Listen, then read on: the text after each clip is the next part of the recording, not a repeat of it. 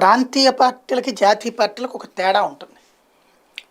ఇప్పుడు కేసీఆర్ ఇంతకుముందు మోడీని గెలవడానికో ఢిల్లీకి వెళ్తే కేసీఆర్ ఒక్కడే వెళ్తాడు, వెనకాల మంత్రులు వెళ్తారు, కానీ లోపలికి వెళ్ళేది కానీ కేసీఆర్ ఇది డైరెక్ట్ ముఖ్యమంత్రి వెళ్ళినట్టు. జగన్మోహన్ రెడ్డి వెళ్తే జగన్ ఒక్కడే, వెనకాల వీళ్ళు రిసీవ్ చేసుకోవడం కాదు మీటింగ్.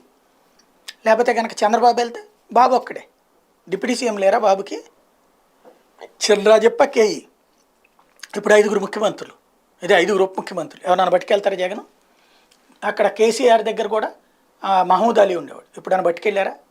బట్ కాంగ్రెస్ పార్టీ జాతీయ పార్టీ, రాజశేఖర రెడ్డి ముఖ్యమంత్రిగా ఉన్నప్పుడు కూడా కోనేరు రంగారావుని డిప్యూటీ సీఎంగా కూడా పెట్టారు, కానీ ఆయన ఎప్పుడన్నా వెంట పెట్టుకెళ్ళారా? లేదు, కాంగ్రెస్ ప్రధానమంత్రి ఉంది.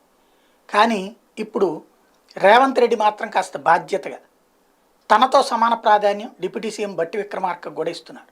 నరేంద్ర మోడీని కలిసేటువంటి సందర్భంలో రేవంత్ రెడ్డి ప్లస్ బట్టి విక్రమార్క కలిసి వెళ్ళడం బాధ్యతాయుతమైనటువంటి అంశం.